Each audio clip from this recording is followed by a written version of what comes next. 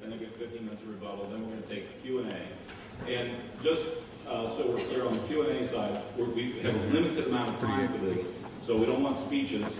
And I think that we have generally, although I don't know the full mix of the audience, probably a pretty conservative audience, but we want to be very respectful for all of our speakers today and the points of views that are presented.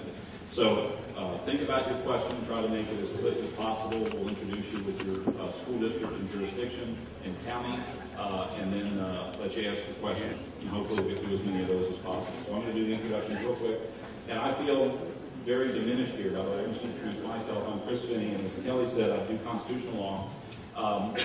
One of the things my firm does, and one of the reasons Kelly is familiar with me, is that we do sort of school board accountability stuff in our law firm. Open meetings, public records. But the other thing that we do a lot of, and I was just talking to Deb about this, is holding school boards accountable not to use tax dollars for campaign purposes. And we do a lot of litigation in that area and try to put the lid on it. If anybody's interested in talking to me about that afterwards, I'll stay around. We're glad to talk about that in your jurisdiction. We find it's epidemic in a lot of districts. But with that, like I said, my resume I feel a little diminished because we've got an incredibly talented panel. And everybody's resume is in your book except for Jamie Gass. So I'm going to let him, and this is not Emmett, I found out. Okay, put that up. Emmett is going to reserve time for rebuttal because they've got 4 on 3. So Emmett's going to come up and switch spaces on the last 15 minutes. But this is Jamie Gass, and we'll let him introduce himself and talk about his resume. Why don't you go first, Jamie? Sure. Hi, good morning, folks. My name is Jamie Gass. I'm director of the Center for School Reform at the Pioneer Institute, which is a Boston-based think tank. We're one of the big drivers behind a lot of the successes in Massachusetts in the 1990s and early 2000s. We appreciate it. Emmy Partin is the director of Ohio Policy and Research for the Thomas B. Fordham Institute.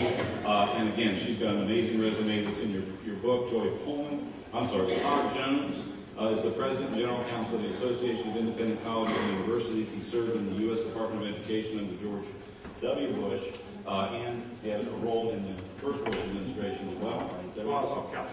Capitol Hill at that time. And is a member of the Ohio Board of Education. Emmett McGroarty, who is out here, is on the anti-side, and he's going to be on rebuttal. He's the executive director of the American Principles Project.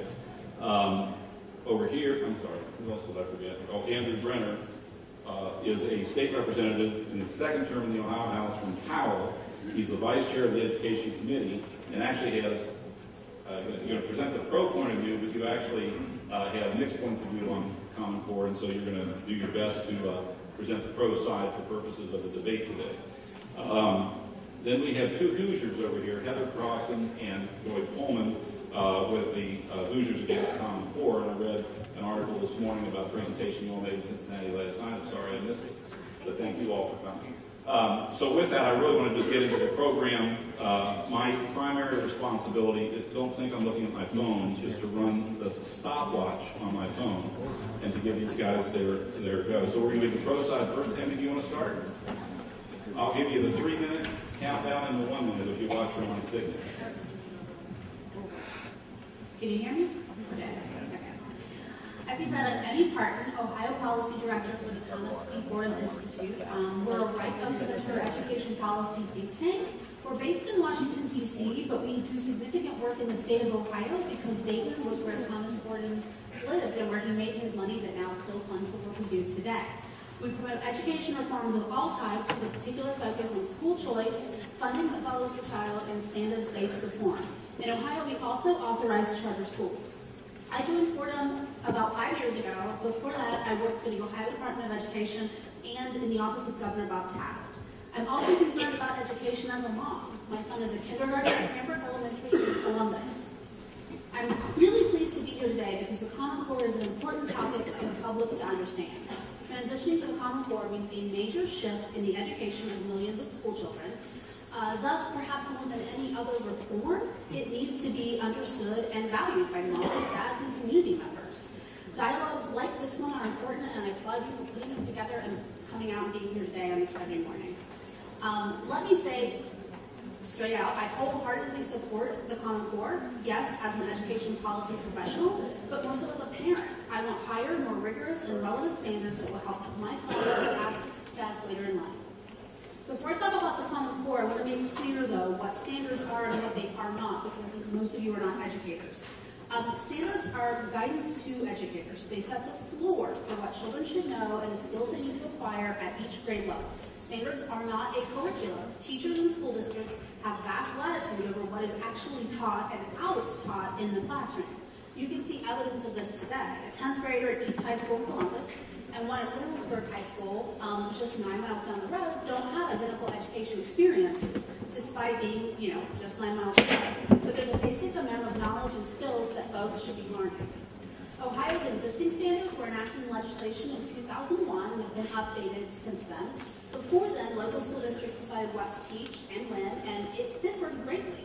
My mom was an elementary school teacher in the district adjacent to ours. I remember being in 3rd grade with the grade she taught and realizing she was teaching things I wasn't learning.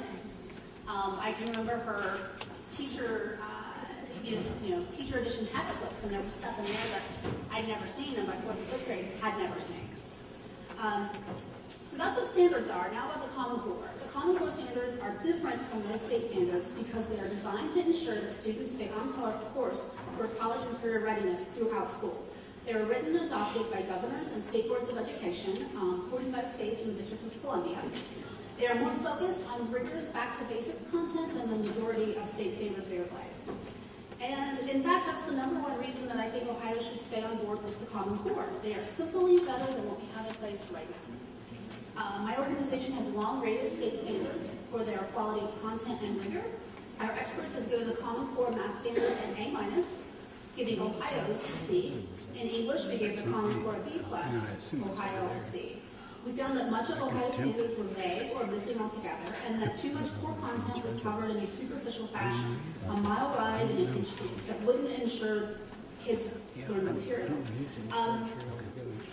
I will speak to parents in that regard. If you've experienced your child coming home every day with a different worksheet or a homework assignment on a new topic every single day, like they're just whizzing through what they have to learn, that's because Ohio's current standards are a mile wide and an inch deep. The Common Core will change that. Teachers will be able to go more in depth in important topic areas with your kids. As a mother, those facts are the most important to me. If you're going to change up the education my son receives, it must only be for the better. The Common Core standards have received bipartisan support from day one, nationally and in Ohio. Yes, President Obama supports them, but so do Republicans like Jeb Bush, Fordham Institute President Checker Finn, who was an official in the Education Department under President Reagan, Florida Superintendent and former Indiana Superintendent Tony Bennett, and others. In Ohio, the Common Core has been embraced by folks at all political as well. Now I'll speak locally. The Common Core standards present an opportunity for some cost savings and collaboration for local schools. By joining the Common Core, Ohio schools can take advantage of the huge amount of investment that other states, private foundations, and companies are putting into Common Core aligned textbooks, ebooks, professional development, online learning, on and on. What's more, schools won't be restricted to collaborating with districts in Ohio or vendors that are familiar with Ohio's education system. Under the Common Core, local school leaders can reach out to schools and providers in 45 states plus DC. The Cleveland School District is already doing this, partnering on Common Core implementation work with other large city districts like Baltimore. It's a valid worry that the Common Core will result in more testing, but implemented well at the local level, that doesn't have to be the case. Consider a 4th grader in Ohio. He spends 5 hours each spring taking state math and reading tests. He also spends about 5 hours earlier in the year taking district-issued tests, like the Stanford 10, which Dublin administers, or the Iowa Test of Basic Skills. That's 10 hours a year. The 4th grade Common Core tests also will take about 10 hours, but those are spread out over the year. The new tests will have end-of-year exams, but also ones given at several points throughout the year. Because these formative during-the-year tests are aligned with the standards for students learning in the classroom, they are a better measure of its academic achievement than the ones that the state is giving now. Districts could use these tests to replace the supplemental ones they give now, and teachers would have real information about how students are progressing toward the end-of-year standards. Districts would save money because the Common Core aligned tests are administered by the state and largely paid for by the state. To close, the Common Core will bolster the education Ohio children receive and boost their future success. Those children are the future of our state. Anyone who cares about the state of the state in 10, 20, 30 years from now should support state and local implementation of the Common Core. Thank you, and I look forward to your questions. The first request I'm going to make, and by the way, can you hear me at the back of the room? Yes. Okay. Is a point of personal feeling that I thought was coming because I didn't want to cough to death on stage, and that would be rather awkward. Okay, well, okay. Okay, well then that helps. There's a danger with that. I speak rather forcefully, so if you're leaning back, then I'll understand I've gone too far. I'm going to give you a little background about myself, in part not for purposes of self-aggrandizement, because I think it's relevant to the topics we're talking about today. You can read my bio in the little booklet. I'm going to offer you 4 truisms and 9 points about our topic of discussion today that I'd like to provide to you. The first is a little bit of background. Can you hold that for a second? I'm multitasking. I've seen multiple administrations, congressional leaders, congressional committees, different avenues of policy in my career. I know the limitations of elected conservatives because I've seen it up close and personally, and people you regard as conservative firebrands are sometimes up close, not quite what you think that they are on education. Secondly, I'm more than willing to admit what I don't know, so if you ask me questions, my answers I don't know, please take it as a sign of respect to you that I'm not going to try and buffalo you. And lastly, this isn't my first education rodeo. I've been around education reform for a couple decades in the political trenches, and I've seen a number of things, and I want to close with one of them to give you a little perspective on that. Let me start with the truisms. And one is what Emmy said initially. There's a difference between curriculum and standards. And sometimes that gets buzzed over in people's heads, but I want you to focus on it. Standards are the benchmarks that we're trying to ensure that everyone understands. And curriculum is how you go about implementing it. And we do not have a French Ministry of Education here. We do not dictate from the national level what curriculum looks like and have it flow down, which doesn't work anyway. In fact, Ohio embraces local control more than most states. My second truism is conservatives are very bad at knowing when they've won. I want you to think about that. One of the weaknesses of the conservative movement is not being able to understand when you have won on a policy matter and it gets driven into the ground and harmed by an attempt to just drive it out to that last percentage of perfection. Now, by the way, liberals overreach. That's their main issue of contention. Some states do want to dump down standards. You need to be aware of that, and this state historically has been one of them. It's too much. Our children are demoralized, our teachers are demoralized, our children's self-esteem is hurt. Those policy leaders really are out there. I also want you to know that Washington will never, ever control curriculum. First of all, liberals don't want it. I'm going to repeat that. Yeah, I expected that reaction. I'm going to say it again just for effect. Washington will never control curriculum. And I can say that because I've been inside the U.S. Department of Education. They lack the tools to do it. They lack the inclination because they believe that education reformers in the conservative vein will actually implement things that they don't want to have. The idea that Bible reading will be incorporated into curricula is a secret fear of a large number of the popular folks on the liberal side of the education reform movement. I kid you not, they lack the ability to do it. They lack the interest to do it because they know what will happen as conservatives move in. And unlike healthcare, they lack the leverage to do it. There isn't enough money to force locals to do it. And that's a big difference, and we can talk about that more in Q&A. And lastly, this administration, the Obama administration, particularly lacks the ability to do this. For a little background, although there's this idea of the Obama administration is a very effective political machine, the fact is most of the education reform proposals that come out of the Obama administration emanate from one woman, started, and the support of a handful of foundations. Her name is actually Carmel probably never heard of her. She's a senior advisor to the secretary. But Carmel is the driving force behind the policies that move forward here. She started working for Jeff Bingaman. I knew her back then. She moved on to Ted Kennedy's staff, and she moved in the administration. Since that time, Arnie Duncan has taken a more significant role, but they lack the brain power at the top in ways that, frankly, a number of the other administrations have had, both Republican and Democrat, to make that occur. They don't have the ability to implement a national curriculum. So let's talk about the Common Core. First off, I'm going to posit that the biggest problem with the Common Core is not the core itself, but how the Obama administration is attempting to implement it. The Obama administration is using extra legal means by overriding the explicit provisions of the Elementary and Secondary Education Act, known as the No Child Left Behind Act under the Bush administration, to modify plans that states submit to the federal government to comply with that federal law. And because that federal law was going to require money to be taken away from states in 2013, 2014, and 2015, because you weren't meeting the goals that you set a number of years ago, the Obama administration did an end run and said, we'll grant you waivers to that. Sad fact here, the Republicans in Congress and the most conservative among them are actually complicit with this.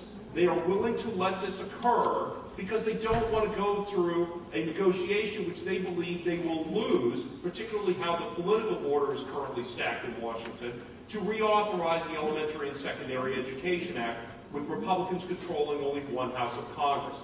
They are complicit in what has happened.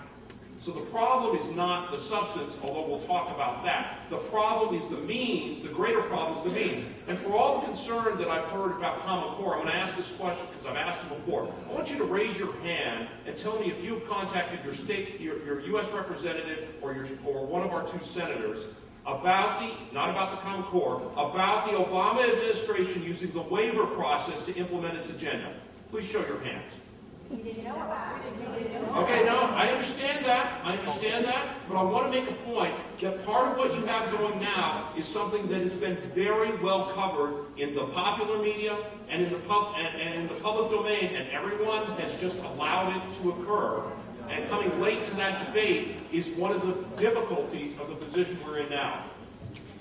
Secondly, the Common Core is what conservatives have been publicly stating that they have wanted to see as an end for years and years and years. The education reform movement largely goes back to the early 90s when the first George Bush had the Governor's Summit in Richmond. And one of the outcomes of that was a desire that we have a standards-based model for state accountability, or a standards-based model for state goals for education. And that is advanced through successive large policy movements over time.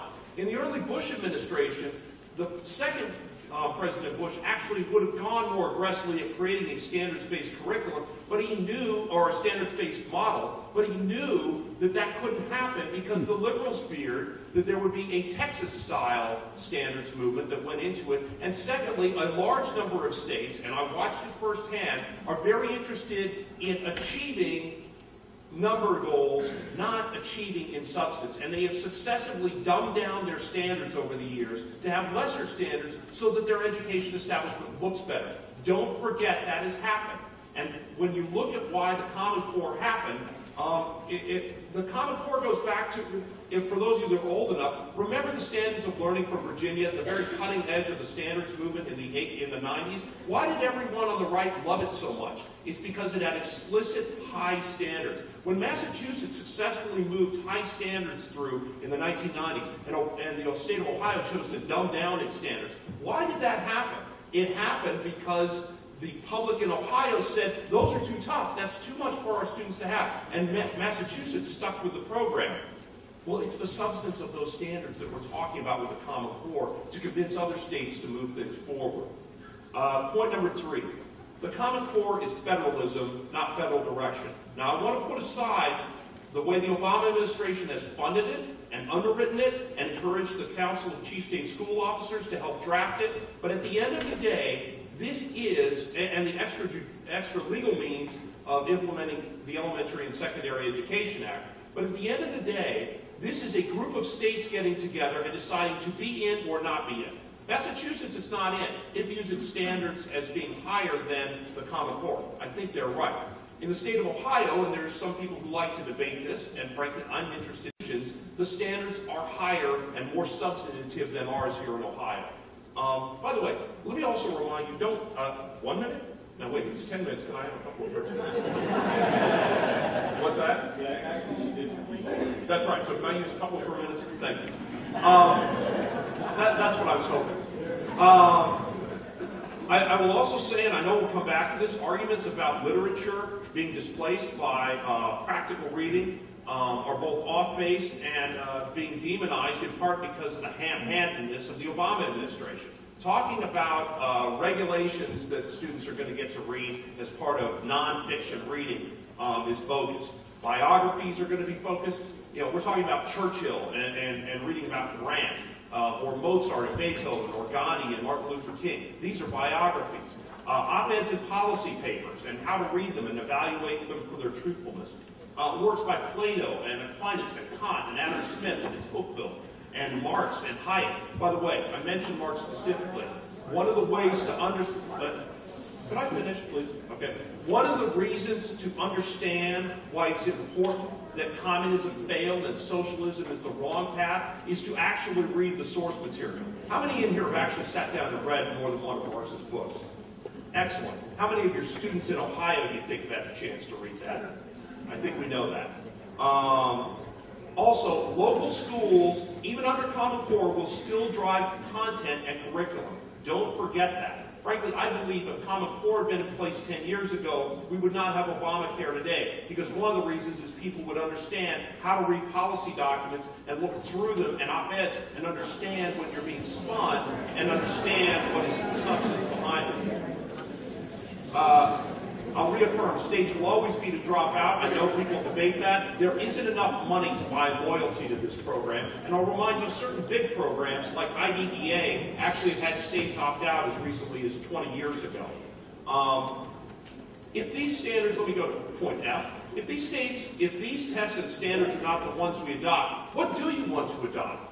What is the alternative? Because one thing I haven't seen for all the complaints about Common Core, and again, as you'll see, I have a little skepticism myself, but what's the alternative? I'm waiting for people to put the standards on the table and list more, and they're out there and they're possible. I think Massachusetts has a good example, but as somebody who's on the state school board, I want to assure you that just because you believe it's the right thing to do doesn't mean you can get it enacted in this state, as Representative Brenner, I'm sure, we'll discuss here in a bit. If you think Ohio will do stronger standards than the Common Core right now, you're kidding yourself.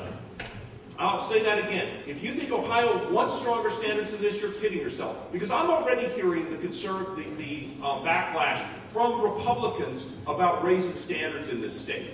And if you think the Republicans are complaining, wait till you hear from the constituencies that represent the lowest performing districts in the state. The Common Core, 1 minute, thank you. The Common Core doesn't prescribe content. It doesn't prescribe methods. And lastly, I believe the Common Core will collapse. Now, it's funny for me to support that by going all through that and saying it, but I believe ultimately the states are not going to agree on a common standard, a set of cut scores, or they're going to break apart because they're going to lower the standards and we're going to lead.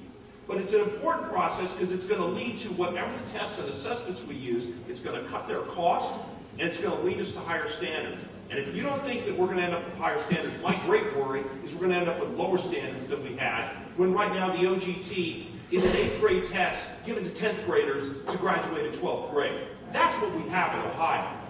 I'll add one last piece, and then I'm going to pass it over to my colleague here. I've been around a long time in conservative education circles. And back in 1994, when the Republicans took power, and I moved to Capitol Hill as an attorney, the Heritage Foundation, which I've loved for years and still deeply respect, put out an education policy piece. And among the pieces in it, it called for the repeal of the Individuals with Disabilities Education Act. So we shouldn't fund it, give the money to the states, and be done with it. Now, there's a lot of problems with that, and I can talk about the substance as we go to it, not the least of which is any state that opts out of IDEA will guarantee that its superintendents and school board members have their names on landmark cases litigated before federal courts for the next 30 years. You're crazy to do it. So, but let's assume that you did. 2 years later, they put out a second piece of education policy standard that said no longer had the support of, or no longer called for the repeal of IDEA. And so I called them up and I said, what's going on? Why is Fordham doing this? I'm sorry, why is Heritage doing this more than Fordham did do it? Why? Well, we had a change in personnel. I think the reality is that something got in the way, and that is the reality of actually implementing what was discussed. And as a result, the support of the bill shifted to actually be, we need to fund IDEA first.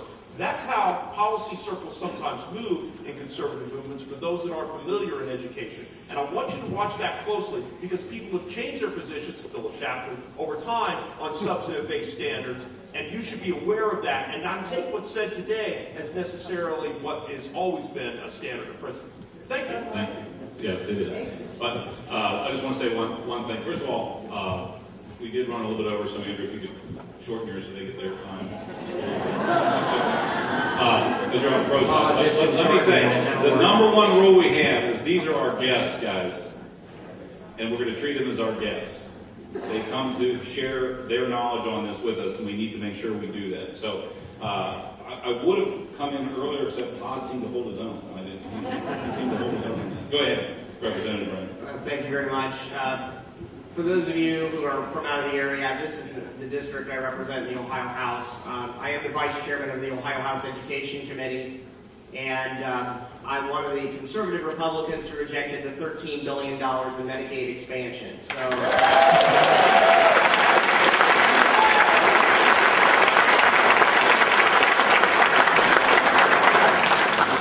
now, that being said, we're going to talk a little bit about Common Core. And I also listen to Glenn Beck pretty much every day, so I know where many of you are coming from. Ohio standards over the last 20 years were non-existent. Let me get down to this. The reason Common Core was implemented in Ohio, and I'm going to get into a little bit about what Ohio has done that's probably different than the state of Indiana, because quite honestly, I think what we've done in Ohio is better than Indiana. I think our governor got in trouble for that the other day too. But, Common Core, well, I'm going to give you some numbers here. We, last year in the Ohio House, passed many bills, including improving the A through F grading system, because we need to know really where kids stand. And under state indicators met under our urban districts, under the most recent simulation of the 8 major school districts in the state in the urban areas, 81% of them failed. Let me repeat that. 81% of them failed to meet the state indicators. The overall Common Core standards are just basically that. They're standards. They're nothing to be really worried about from the standpoint, okay, we're setting some basic standards that says, you know what, we're better than this. We expect more from our students. We expect more from our schools. And we expect more in general, because if we're going to compete, we can't compete when we're 28th on the planet in pretty much everything when it comes to our English, math, and so forth. So when we're taking a look at the Common Core itself is a Republican conservative idea. Now you can say, okay, Obama is taking over part of it and all that. That's fine, you can say that. But in Ohio here, we have 613 school districts. They set the curriculum by Ohio Revised Code. The state of Ohio doesn't. Each one of your school boards, which you elect, selects the curriculum. So if you want to hold anything accountable, you need to make sure you're electing school board members at the local level who are selecting that curriculum that doesn't give some sort of bias coming out from Washington and Obama. In Ohio last year, as part of this history, we had 2 bills. One was sponsored by John Adams. Great name, great Marine, or great Navy SEAL. We passed, and it was actually the Senate bill version of House, Senate Bill 165, the Founding Documents Bill. So, as part of the curriculum that we put underneath certain grade levels, they're going to have to teach the founding documents. The left, believe me, didn't like that. They hated it.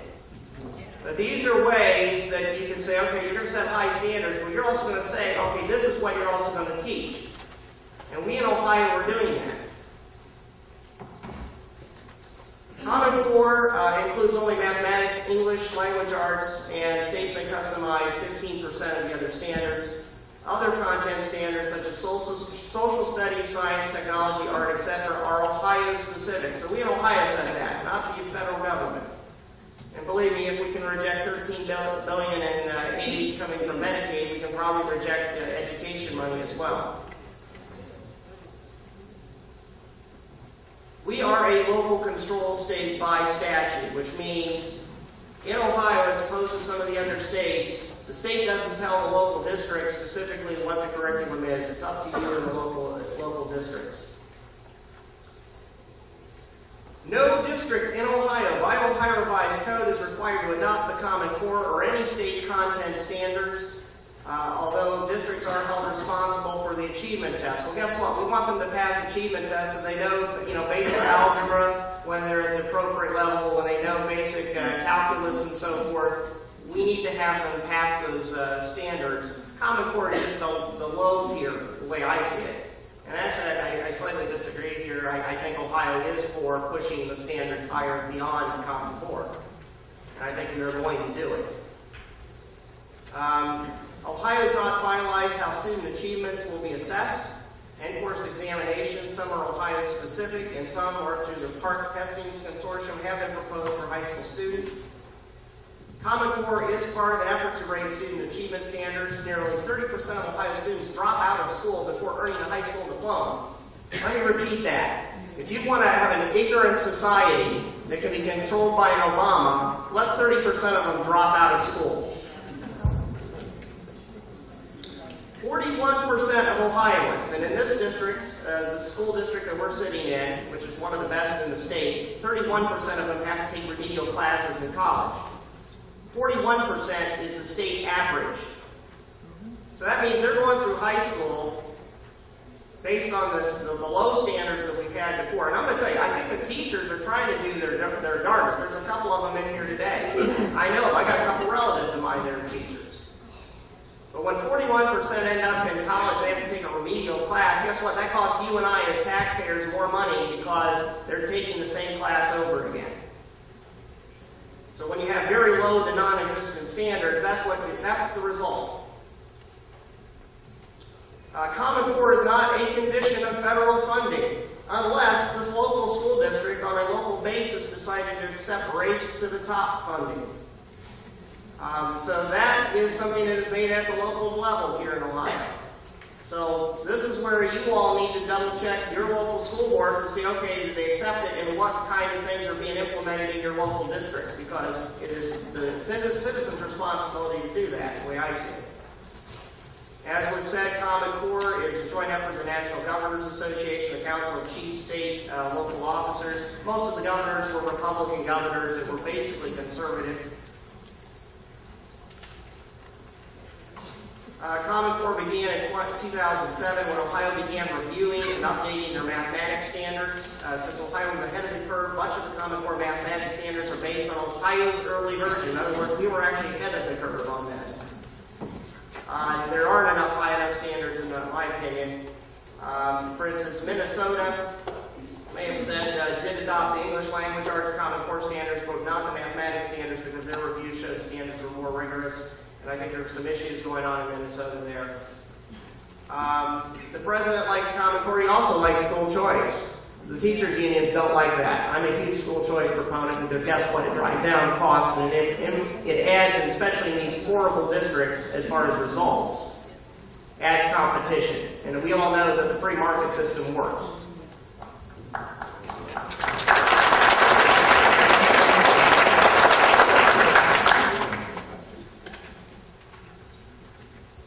There's other things. Michelle Reed, I think, I've met her on a couple of occasions. Bottom line is, we shouldn't be afraid of the standards. And I don't think anybody in here should be afraid of the standards. I think the standards they're okay. They're better than what we have. But I think what you should be concerned about is maybe who at the top at the federal level is trying to dictate certain criteria when it comes to collecting data and so forth. I want to touch on that real quickly, because here in Ohio, even the state of Ohio doesn't collect the information on the individual student. They have to collect a number because of the way the system is set up, which is what led, and I think many of you here in Ohio probably have read, the fact that I think the city of Columbus, and we had a little scandal when they were doctoring their books on attendance.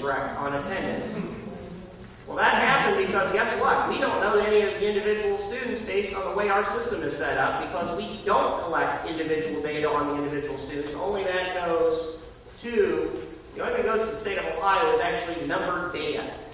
So all you're getting at there is basically the data to have a general idea of what the school district is doing.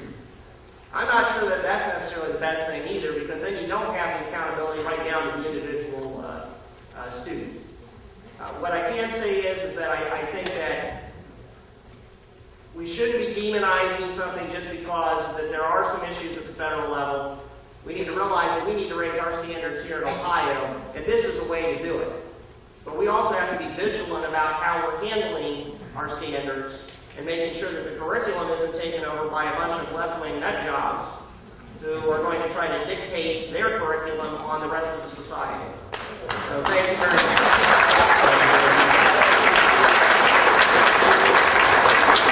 Thank you very much, Representative Brenner. So that concludes the pro side, and now Jamie Gass is going to start on the anti-side on Common Core. Thanks. So I'm going to stand up a little more comfortable that way. So my name is Jamie Gass. I'm director for the Center for School Reform at Pioneer Institute. It's a Boston-based think tank. We're one of the big drivers behind a lot of the successful reforms Massachusetts enacted in the 1990s.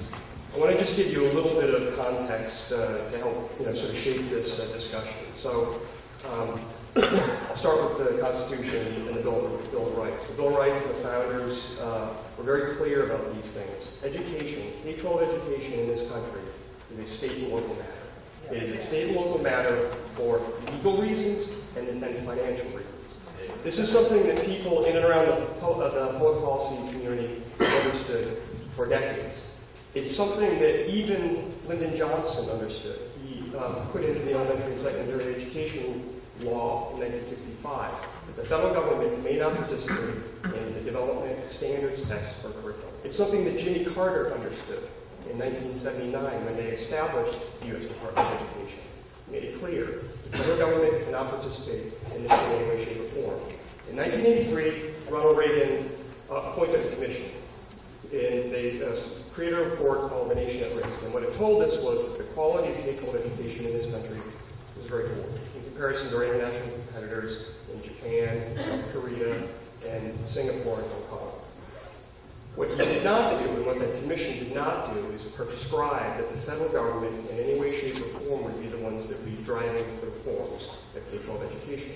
He wisely, as the Republicans did in the 1990s did, actually had the opposite view, that the U.S. Department of Education was probably a hindrance to these kinds of policies, and that again, these are issues that are best dealt with at the state and local level. So I'm going to just talk a little bit about Massachusetts, because that's where my experience is. So Massachusetts in 1993, Republicans and Democrats got together on a landmark education reform law. And what the deal was is that there'd be a great deal of additional funding that would be put into the system. And in the last 20 years, Massachusetts at the state and local level has spent about $100 billion. In exchange for that enormous investment of taxpayers' funds was all the hard things that people in K-12 education never wanted to do. So it was high-stakes testing for graduation, high academic quality standards, charter schools, teacher testing. That was the grand bargain.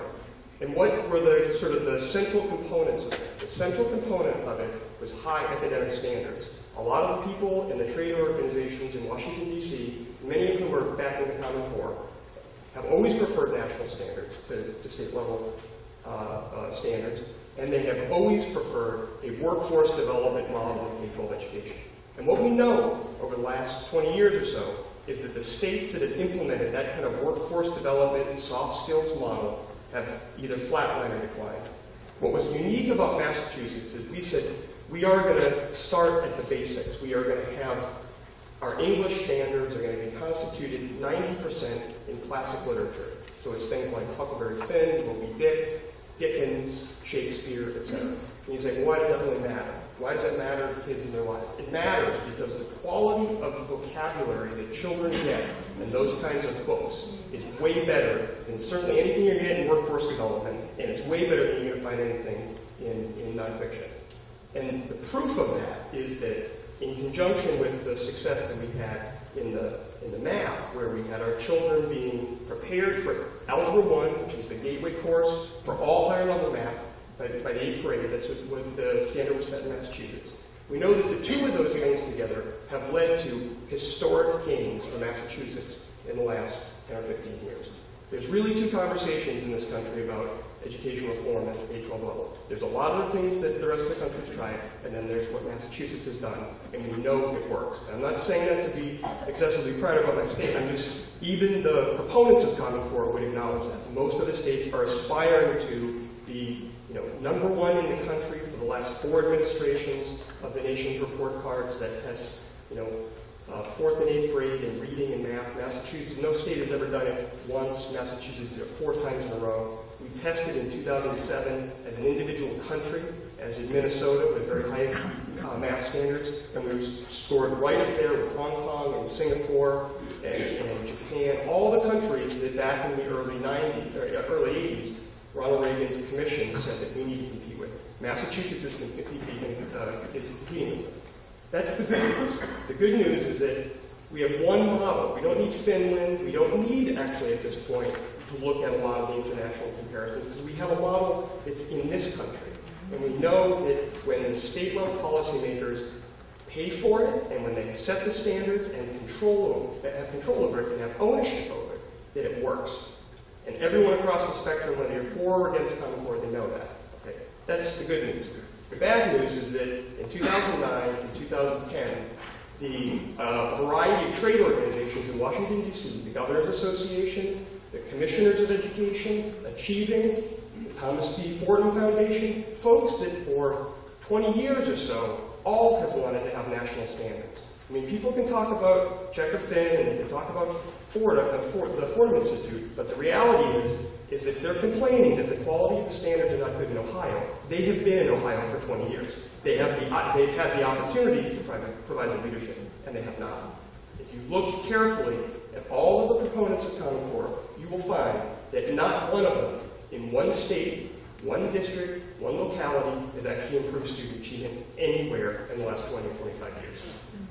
So you have a contrast. We have a proven record in Massachusetts against a bunch of folks who have been hanging out in Washington, D.C. for 20 years and have wanted to have national standards and haven't been able to get it done. Okay? So we looked at the academic quality. We got the best researchers, independent researchers. We didn't take any funding from the government. We didn't take any money from the Gates Foundation, who paid for the development of standards. The Fordham Institute, their evaluations of the Common Core standards against other states was paid for by the Gates Foundation, the same people that developed the standards. I think that's called being judge and jury in your own case.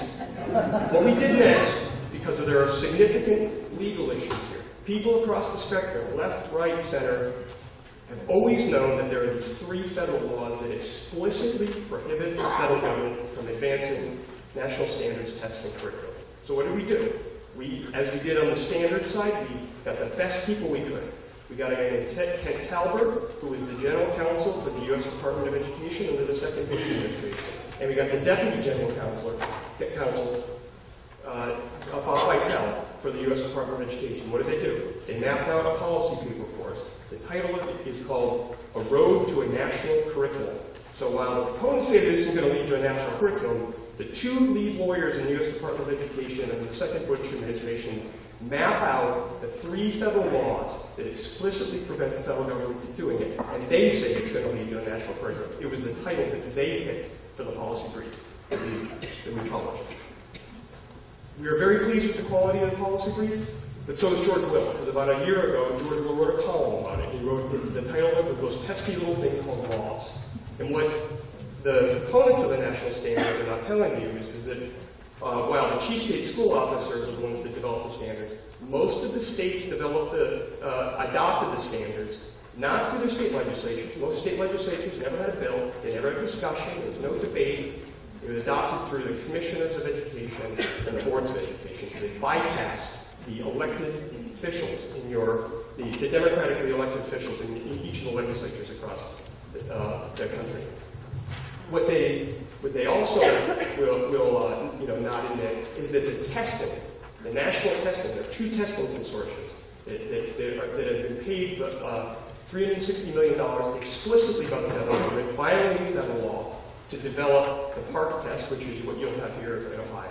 So if you have the standards that are in place and the states adopted through this race to the top that was promoted by the federal government, and you have the test, the only thing that sits in the middle is the curriculum, what's taught in the class. And again, we have the two lead lawyers from the U.S. Department of Education saying that's what this is all about. This is about having a national curriculum.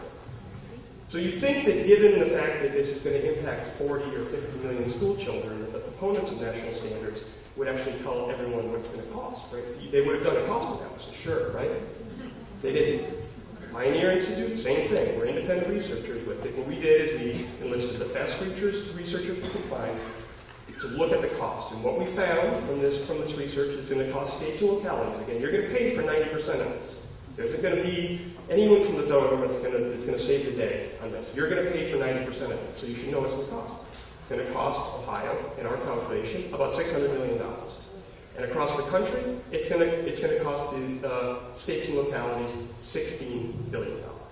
So this is one of those things where we all know that when the federal government gets involved with things, it doesn't tend to be on the low end. We actually think that this is a moderate calculation of what's going to cost. And finally, before I wrap up, Pioneer Institute, first and foremost, an advocate of school choice. We think that parents and grandparents and families are the ones that should be dictating where their kids and choosing where their kids go. And the thing that we have sort of the gravest concern about is that national standards are being adopted also through voucher programs, which we're in favor of in places like Indiana and Florida and elsewhere, so that parochial schools that receive vouchers have to adopt the national standards and the national test also. So there's, the reality of it is that the proponents of this, they're creating a structure where there's not really an escape from it. That's what their goal is to make sure that no kid goes through a system that doesn't go to this approach. And it will, again, Common Core has lower quality, it is illegal, and it is prohibitively expensive. And I think these are the kinds of things that you need to know, and you need to ask your public officials about, because it will have a profound impact on your children. Thanks.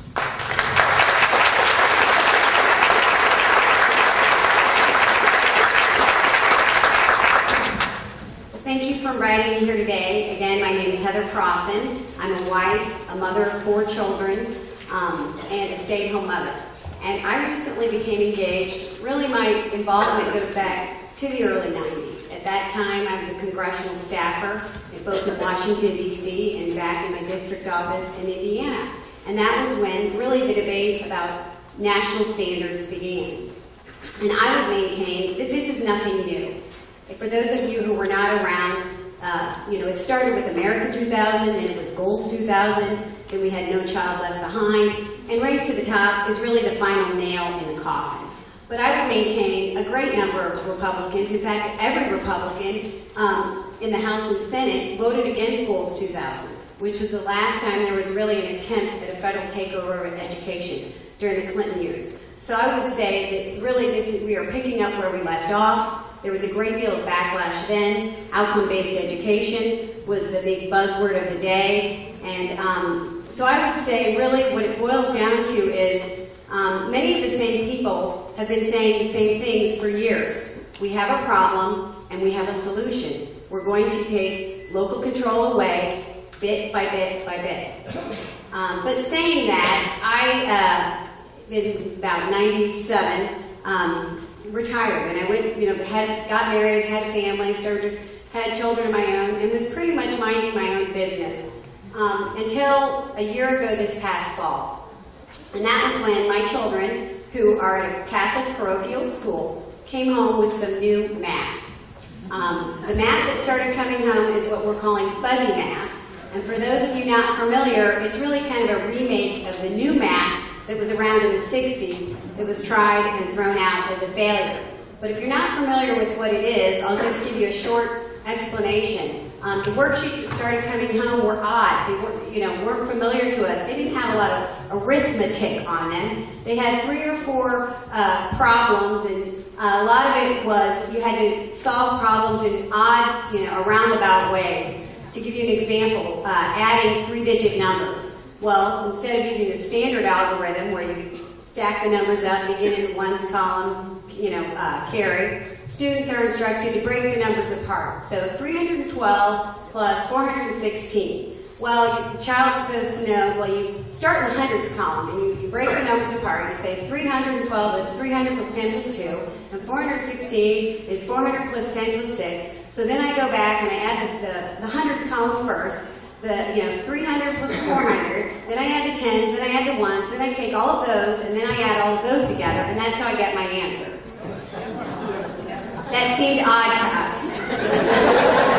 Because then when we did go back, belatedly, after our children were taught all these different methods, and we said, well, really, you should just use the standard algorithm. It's the fastest, most efficient way. Our children all wanted to start in the hundreds column. So that was a problem. And the other things we noticed is that there was a shocking little amount of practice in basic arithmetic, and then instead there was a great deal of time spent on explaining how you got your answers. But they wanted very scripted explanations. So I like to give the bridge problem my third grader brought home, and I forgot to bring it with me, but it went something like this. Bridge A is 487 feet long, and Bridge B is 212 feet long. Which bridge is longer? How do you know? Explain your answer. Well, my daughter wrote, Bridge A is longer. I got my answer by just looking at the numbers and comparing. And seeing that 487 is greater than 412. Now, as an adult, I thought that looked like a pretty good answer. To me, greater than is a mathematical term in my book. Wrong. My daughter got that answer wrong. She actually got it mostly wrong. She got 1 point out of 3. The scripted answer that they were looking for was, I compared the addends in the hundreds column and saw that 4 was greater than the 2. Then I compared the addends in the tens column. Then I compared the addends in the ones column.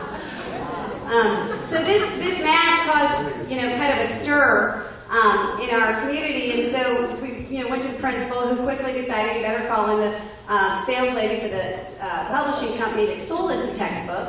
And she came and she gave us these nice sample copies, and she proceeded to tell us how lucky we were because we had adopted one of the very first Common Core line textbooks in the country.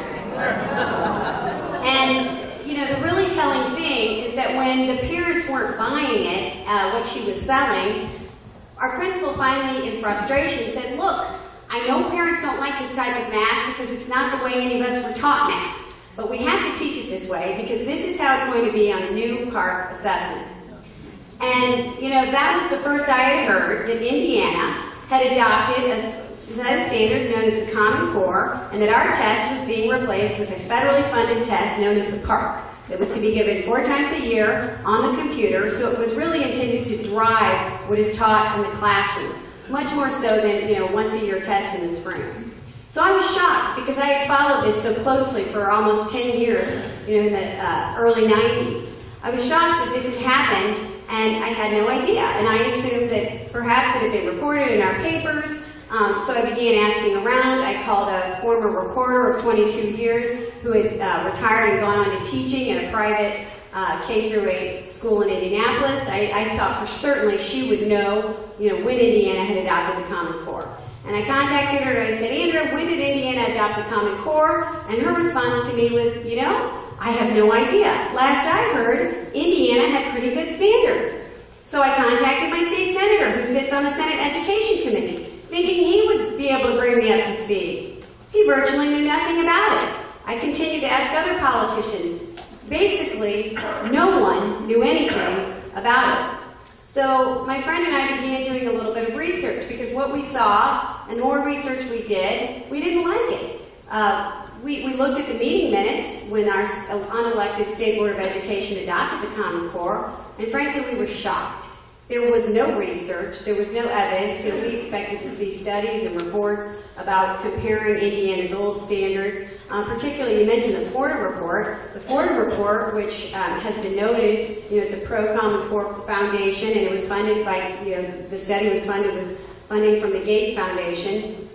Your report even gave gave Indiana solid A's. In fact, our English standards were rated as clearly superior. And our math standards were given a higher rating as well. And so we thought maybe that would have been an important study to have shown our State Board of Education members, but no, it was not. It was basically a sales pitch, the same sales pitch and slogans that really, I believe, have been used almost all around the country, which is, your old standards were a mile wide and an inch deep. These are fewer, clearer, deeper. You know, and when it came to Indiana, the reality was the Fordham Institute had said, actually, ours were clearer. Ours were more rigorous. You know, and actually, ours are fewer. Our math standards, our content standards are fewer than those of the Common Core. So even those slogans that didn't work in Indiana is how it was sold. And regarding deeper, I've seen deeper. And with I have 2 children now. You know, we adopted K through 5, this new Envision Math, which is Common Core aligned. So I've now seen the 1st, 2nd, 3rd, and almost all of the 4th grade curriculum. And I can promise you, it is going at a much slower pace. Hands down. I have every paper they've ever brought home, and I can show you it is not high internationally benchmarked standards that we were promised. I'd also like to add that, you know, some of the research we did, which can you know, be talked about in the Q&A, but we were surprised when we looked into it, because what we found is the problems we saw coming home were starting to be written about by some of the people that served on the validation committee. We obtained testimony from James Milgram, the only mathematician, the only content expert on the validation committee who refused to sign off, who said, you know, it'll put our students behind, you know, in mathematics 2 years by the end of 8th grade. And that's why he was not willing to sign off on it. And again, Sandra Stotsky, we read what she had to say. She and 4 other members of the English Language Arts Validation Committee refused to sign off as well. And her estimation, she said the literacy level for a college diploma will be at about a 7th grade level. You know, so that troubled us. And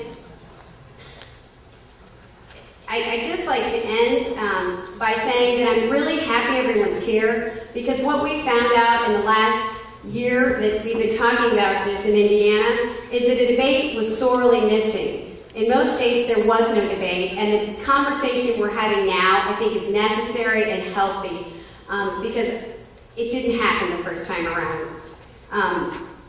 I'd like to end by reading to you, you know, a quote that Dr. Anthony Esselon said when it comes to this shift from classical and creative literature in English classes to more informational text. I think he has an important message, and he can say it better than I, but it really is the essence of what bothers me as a parent about that shift. He says, what appalls me most about the standards is the cavalier contempt for great works of human art and thought in literary form. It is a sheer ignorance of the life of the imagination. We are not programming machines. We are teaching children. We are not producing functionaries, factory-like. We are to be forming the minds and hearts of men and women. Frankly, I do not wish to be governed by people whose minds and hearts have been stunted by a strictly utilitarian miseducation. Do not train them to become apparatchiks in a vast political and economic system, but raise them to be human beings, honoring what is good and right, cherishing what is beautiful, and pledging themselves to their families, their communities, their churches, and their countries. And, you know, that's what I want for my children.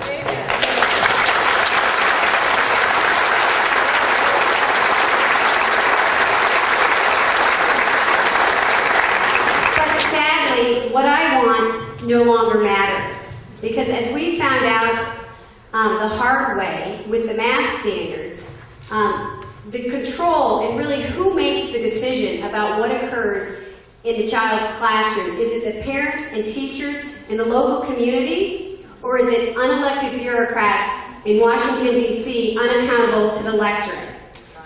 I think that's really what's at stake here, and I really think that that's really what it all boils down to, is who controls what is taught.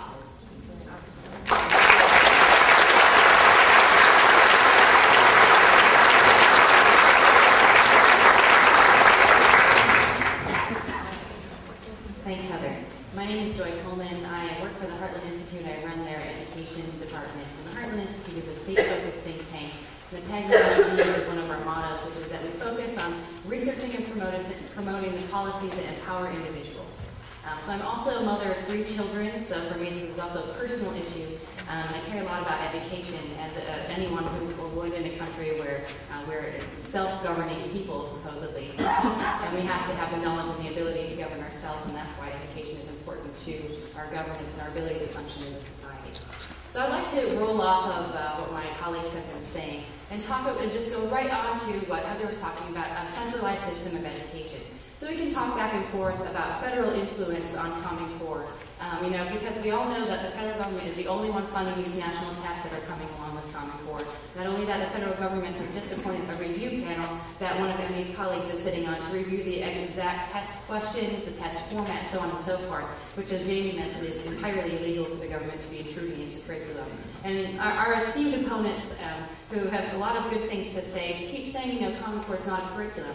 But if it encounters, changes all the textbooks in the country, which it is, if it changes the teacher preparation, which all the Common Core folks say it does, if it changes the way that teachers are going to be evaluated and therefore hired and fired and promoted and so forth, this is the testing, which, and of course, how students perform on tests determines, and among other things, depending on the state that they're funding, whether the state will sanction and so on and so forth. This is a total, absorbent system. It's not just some list of goals and aspirations, but it has some teeth in it, and the teeth are the tests that the federal government is the only one funding and controlling right now.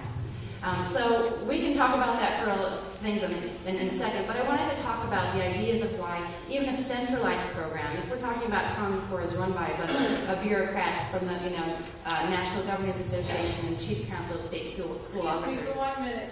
Could Mr. Jones please refrain from tapping?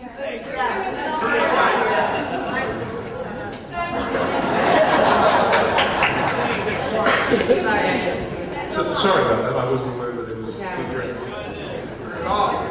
So I'm going to talk about the dangers of a centralized system and why that presents problems for creating the excellence that all of us on the stage really want to have and have for our children. So if we get the debatability of the federal control, we'll leave that aside and just talk about it as obviously a centralized national way of looking at and administering education. So you applauded earlier, talked to the idea of organizing education around a free market, competition, individual choice, and so forth. Well, of course, central planning is the exact opposite of a free market. And Nobel Prize-winning economist Friedrich Hayek had some insightful observations about central planning. So let me read you 2 from The Road to Serfdom. He says, by uniting in the hands of some single body, power formerly exercised independently by many, an amount of power is created infinitely greater than any that existed before, so much more far-reaching that is almost to be different in kind. So when you take the ability to determine I'll actually also address the idea that local control. Districts can choose any curriculum they want as long as it's Common Core and all their kids take the Common Core tests. So you take the power and you put it into some body that you cannot control, that parents and districts can't even go to and say, look, this doesn't work for us, we want to change. And you're heightening the power, you're making the power stronger. And then Hayek goes on to talk about what that actually does, as it leads to. He says central planning leads to dictatorship because dictatorship is the most effective means of coercion, and as such, it's essential if central planning on a large scale is to be possible. So of course, coercion, the tests. You have to enforce Common Core through all the tests, and that's why I have to tie it to teacher evaluations and their pay and so on and so forth. And I support testing, but I don't support using standards as a stick to enforce a centrally determined curriculum on families and children. So Hayek also said that the more governments plan, the less individuals can. So in short, what we see with Common Core is a massive distrust of teachers and elected education officials such as local school boards. The goal is to do more central planning so that parents in schools, who obviously are failures so far, can do less individual and local planning.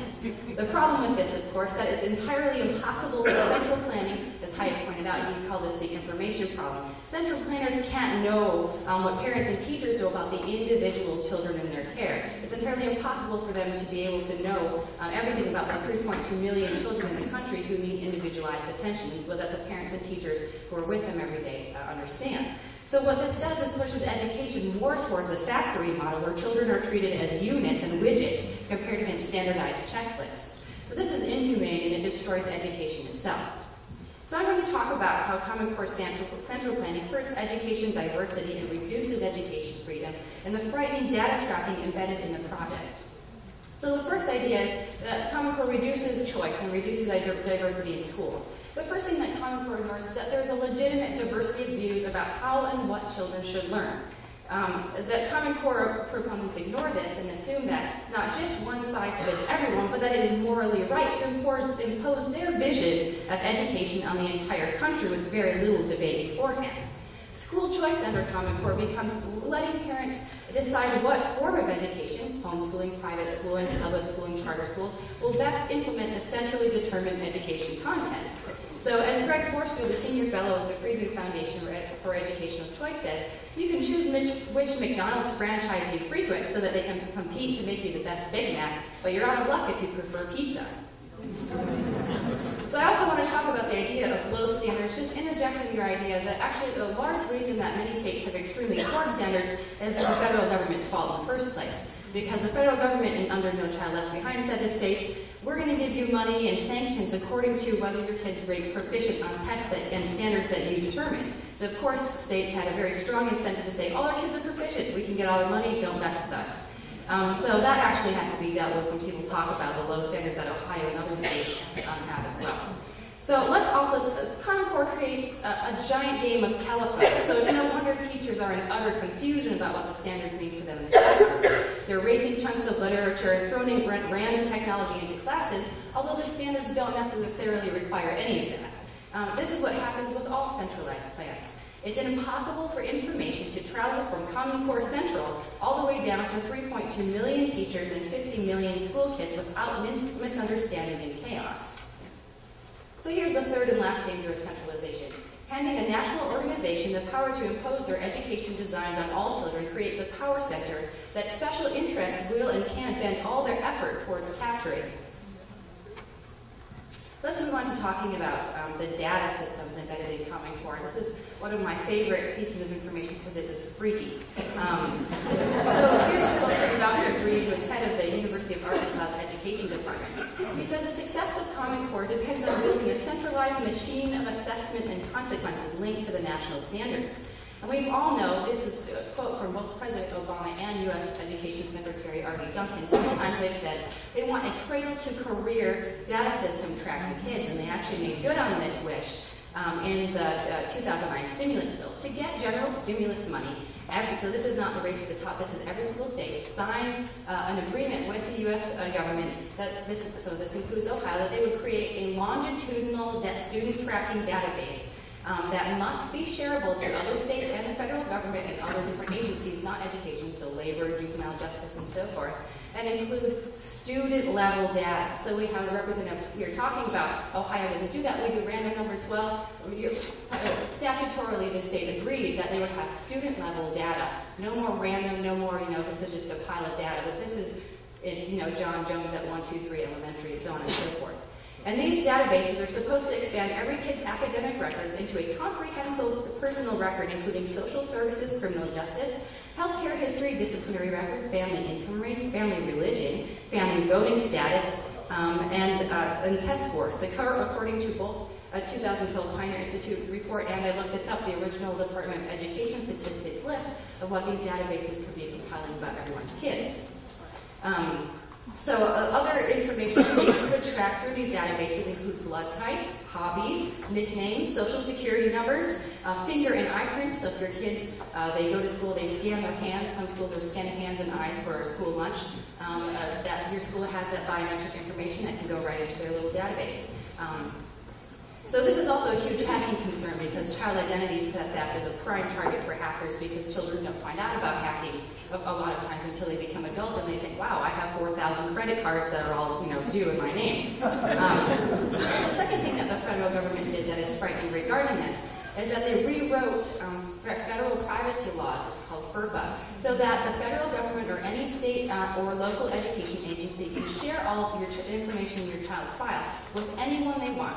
Volunteer, company, different government agencies, police, without parent knowledge or consent. Some privacy law that. Through Race to the Top and PARC Common Core tests, which Ohio is a member of, the federal government has told states which laws they must have. Each state had to demonstrate its, quote, commitment to and plan for identifying any existing barriers in state law, statute, regulation, or policy to implementing the proposed assessment system and to addressing any such barriers prior to full implementation. That's a quote from the memorandum that the state signed. This agreement also requires schools to collect information on students who are not tested, such as homeschool students and special needs students. We know that Oklahoma and New York are at least two states where they're adding homeschool students to their federal accessible databases. So I'm just going to close here with a quote from a clinical psychologist, Dr. Gary Thompson. He's a self-described liberal. He calls himself an expert in cognitive and psychological testing, where he says, this is extremely highly personal information, and as medical professionals consider it unethical for them to ever share any of this information without a court order, and sometimes even have to fight court orders because of how deep into your mind the tests can get nowadays. They're so accurate. He says, these same tests used in our clinic are used in part by federal law enforcement agencies, the military, local police departments, and the CIA. And placed in the wrong hands, psychological testing can ruin lives as well as cause psychological trauma to people if they have knowledge that their results were used for nefarious purposes. So he has reviewed the documents, the Common Core state standards documents, the federal regulations related to that, and the data tracking, and he says it's entirely unprecedented. And although he supports public schools, he's not going to put his toddler into them until he sees these issues resolved to his satisfaction. This is why, on Hayek, the ultimate decisions about children need to be made by their families and their local communities and not set.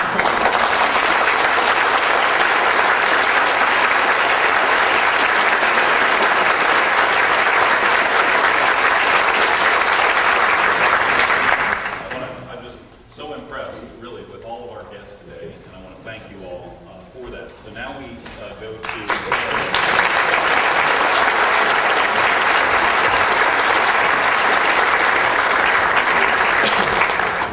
stage, and Emmett takes the stage, so now he's going to storm the stage. But the pro side is 15 minutes, and you guys get to decide how to split that up. You want to arm wrestle for it?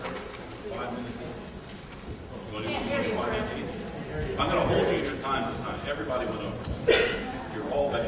Okay, I'm ceding time to Todd and Emmy. 2 points I want to make, and to Heather, I wish we were in Indiana.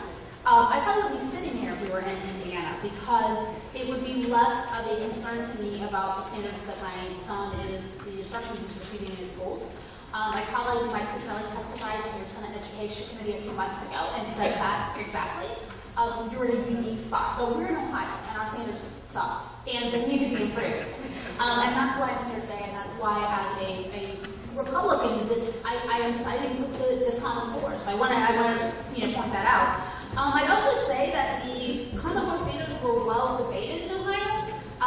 In October of 2009, our state superintendent indicated that we weren't adopting them. The state board wasn't interested. There was about an 8 or 9 month debate, a lot of newspaper coverage, a lot of real struggle on the part of the State Board of Education, which remember at that point in time was half Strickland's board. And they still really struggled mightily with the decision. Okay. They struggled mightily with the decision to adopt these standards. So I know that a lot of folks didn't realize what they were and the implications until later, but they were debated and heard, and public officials really took to heart what they were doing. A few things here. First of all, said earlier that I guess the comparison and the discussion with Massachusetts standards. Over the last 10 years, Massachusetts raised their standards. We left ours stagnant. When the PARC, regarding whether or not you're going to have the curriculum and the standards are tied together, well, here in Ohio, as opposed to some of these other states, Ohio has adopted college readiness standards based on the SAT and ACT scores. So these other standards, the specific testing on PARC and stuff is irrelevant.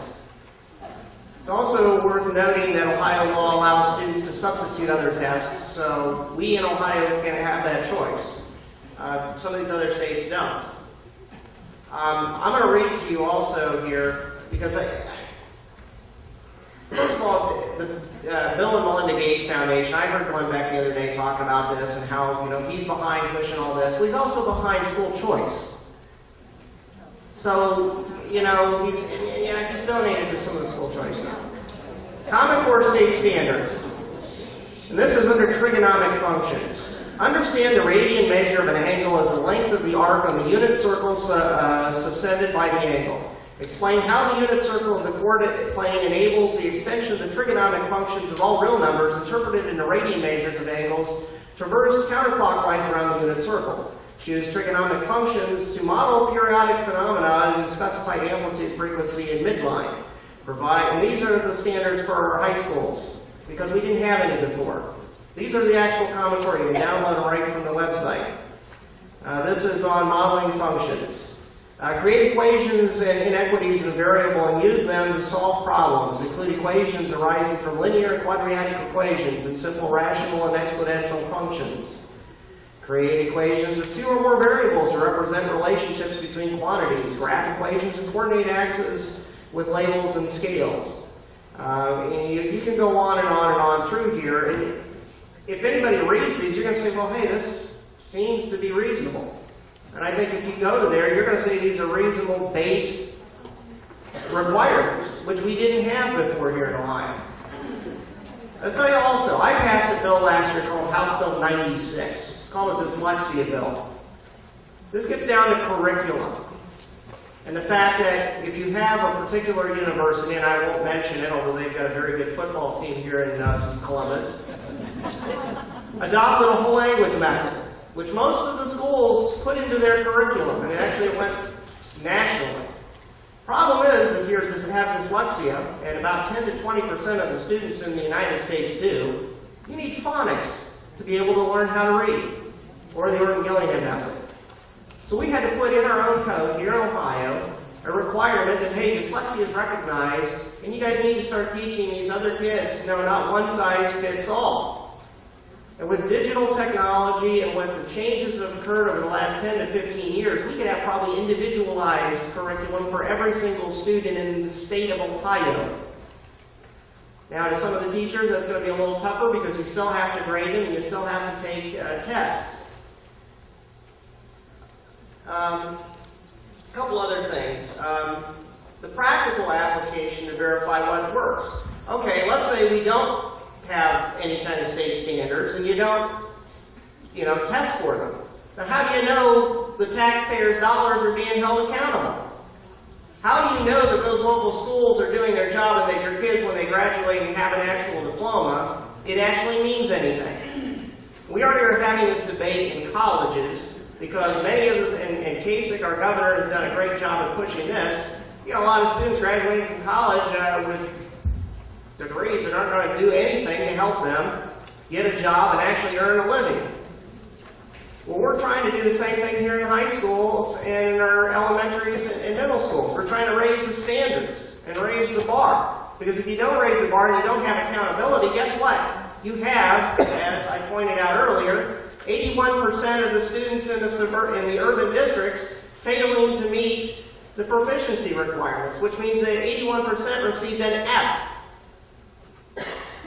That's going to drag down everybody, and it has been dragging down everybody because we've set our standards so low, they don't mean anything. Now, I'm getting back to the fact that the curriculum itself is the issue. And we're, Glenn Beck and company, and I'm in agreement.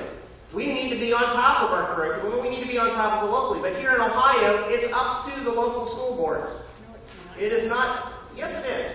And if your local school boards aren't doing their jobs, and I suggest you vote them out of office.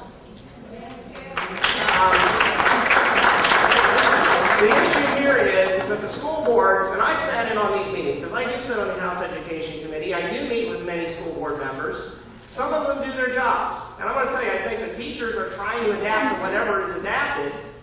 And so then a lot of times the teachers get blamed. Well, they're just doing what they are told by their school boards and whatever the criteria is that's coming down either from the state or the federal level.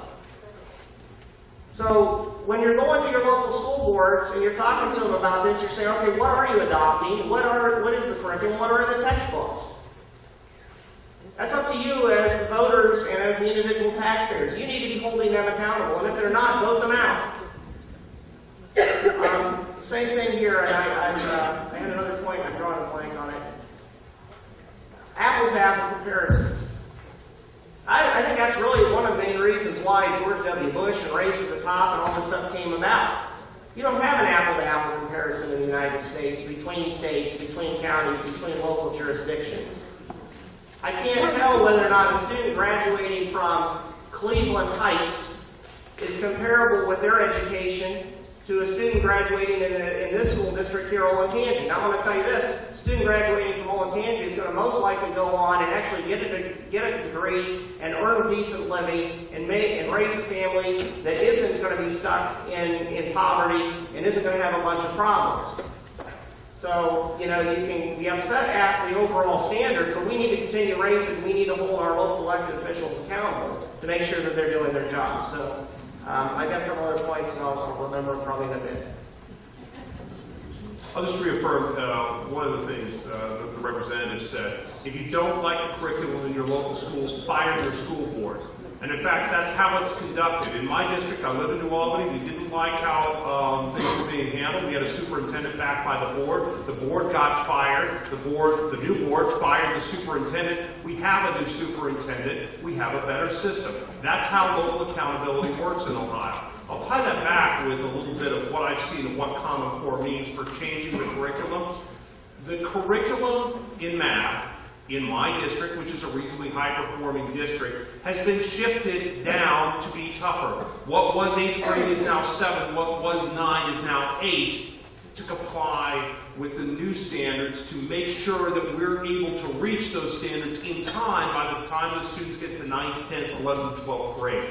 That's what it required. Ohio is not Indiana. Ohio is not Texas. It is not Virginia or Maryland. It is not South Carolina or Massachusetts. States where the standards are better. We are Ohio. We have to move forward in terms of the strength of our standards. And I assure you, if I were in those states, and I used to live in Virginia, it would be a different standard, but I don't. I live in Ohio, and we have to move the ball forward. It's been a little interesting for me for all the talk of Hayek. Frederick Hayek was actually my Facebook logo for 3 years till my son said, "Who is that man?" And that's not you. You're not that old looking yet. But it is a straw man to set up that the implication of what is going on is necessarily the road to serfdom as implied. The fact that there are some areas I'm going to get to of agreement with what they've said, but it requires activism by you. In fact, I'll start with those now. One of them is data systems. I've known Ken Talbot for 20 years. In fact, the base research he did for that book, that report, is something he and I, as one of the 3 lawyers on the House Education Committee, did 20 years ago. And that is, what is the federal authority to implement education laws? At a time when we were contemplating closing the Department of Education. I'm one of the guys that did that legal research for the Republican members of Congress at the time. And so I know that material intimately. And the fact is, we also looked at curriculum. There's actually a specific prohibition that's been in the House Appropriations Bill since the 1970s, explicitly stating that money shall not be used to develop curriculum.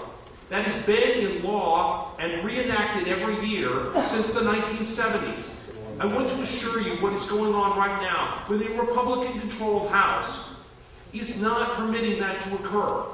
Now, you can say it's leading to the creation of curriculum. When you give money to people to create curricula, you are not creating the curricula yourself. The people you pay to do it are doing that. If you doubt me on this, let's go back to the reading research, which was federally funded, that frankly turned the tide on the whole language movement. I was there for that too. Back in the late 80s and through the 90s, the National Institutes of Health developed the research necessary to demonstrate that systematic phonemic awareness and the use of phonics is what led to children having lower rates of need for services because they're learning disabled.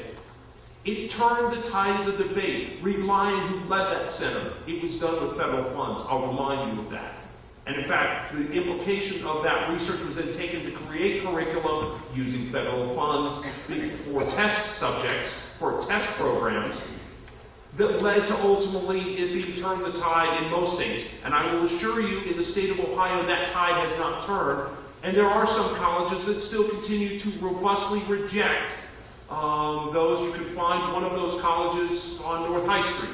But that's a local issue that you, as elected Ohioans, need to address. It's not something that's being imposed on us by the federal government.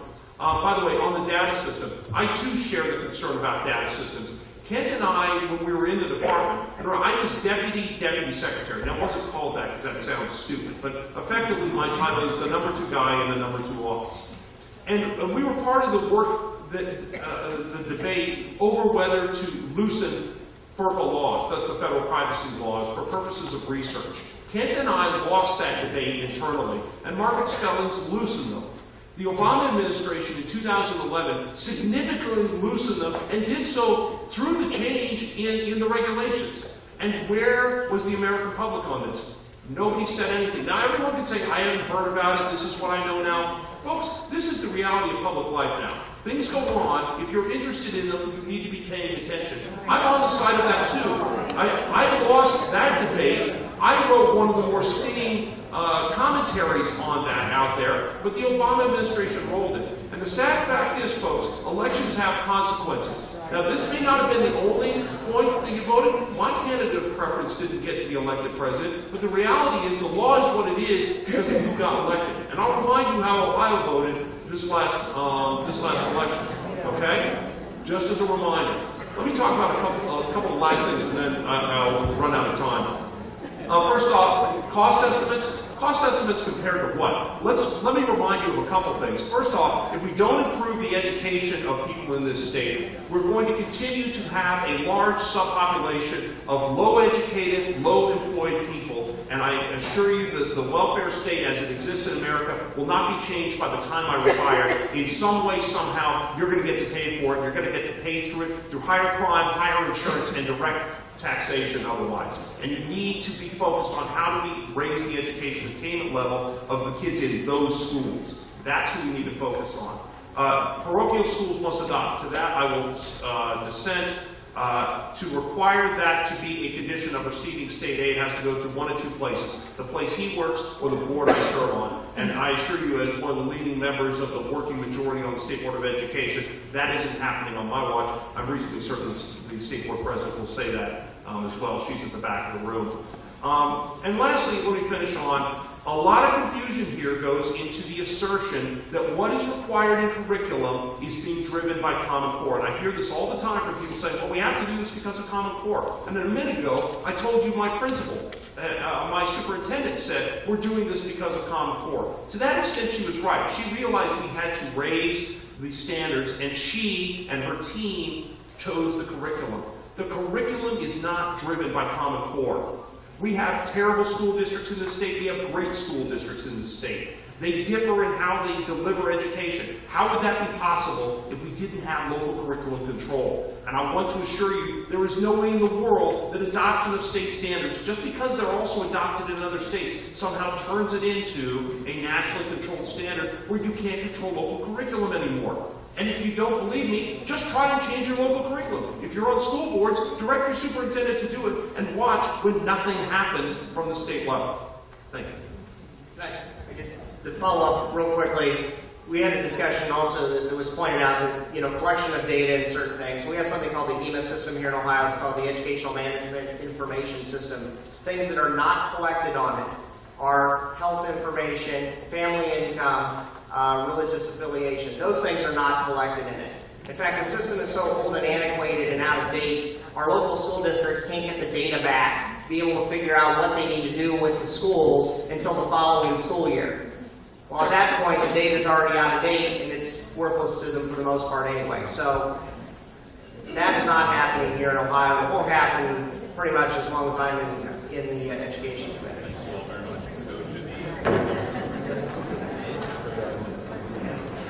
Emmett finally weighs in.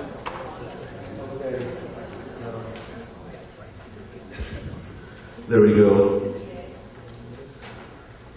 I want to just read a quick quote. First off, in 2009, in explaining the Common Core Race to the Top strategy, Bill Gates said in a speech to the National Council of State Legislators, he said, when the tests are aligned with the common standards, the curriculum will line up as well.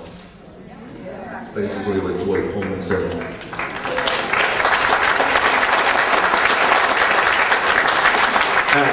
At the heart of this discussion, I think we recognize that what's going on in our country is a certain battle. Now, it's true, some Republicans lined up and supported the Common Core, very prominent ones like Jeb Bush, Mitch Daniels, and Tony Bennett, and it would not have swept across the country without their assistance. But the battle that's going on is whether Americans can exercise their God-given right to direct their government and raise their children.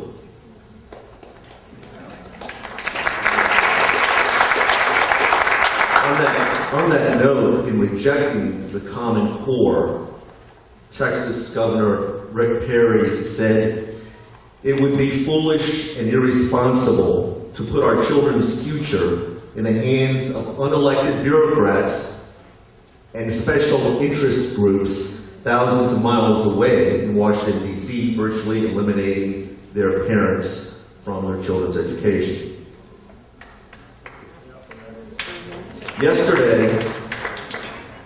Yesterday, the Republican National Committee passed a resolution, essentially by its state committee members, its kind of board of directors.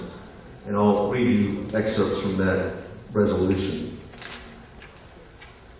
Whereas the National Governors Association and the Council of Chief State School Officers are two private membership organizations and receive tens of millions of dollars from private third parties to advocate for and develop the Common Core State Standards strategy, subsequently created the Common Core State Standards through a process that was not subject to any Freedom of Information Acts or other sunshine laws, and never piloted the Common Core State Standards. Resolved, skipping some material obviously, resolved, the Republican National Committee recognizes the CCSS for what it is, an inappropriate overreach to standardize and control the education of our children so they will conform to a preconceived norm.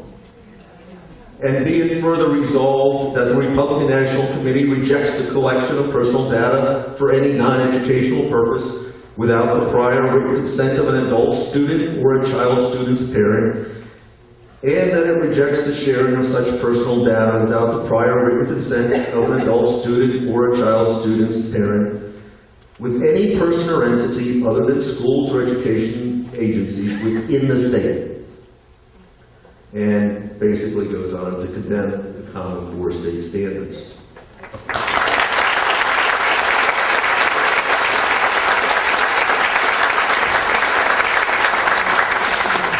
And with regard to the issue